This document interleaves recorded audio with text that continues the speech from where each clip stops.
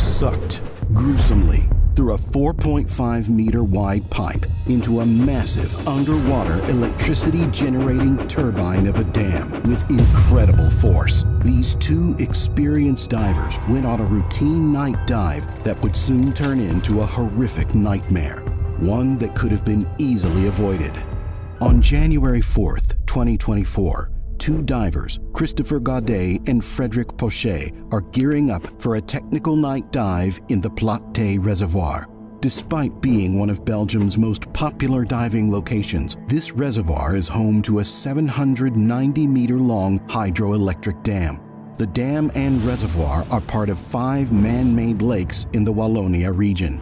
Together, they create the largest artificial lake complex in the country. It is here that the two men were getting ready to dive, and it is here that their lives would take a drastic turn for the worse.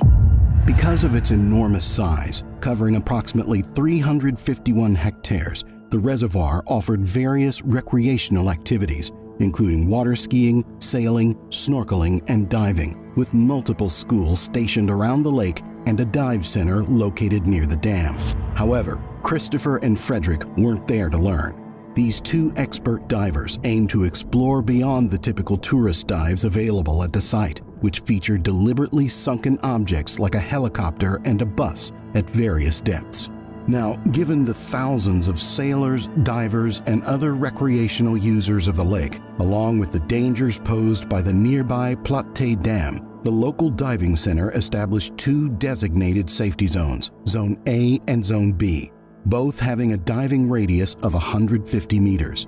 Anything outside of these zones was considered non-negotiable, as the nearby dam would run all day long, randomly turning off and on based on electricity demand from the surrounding area.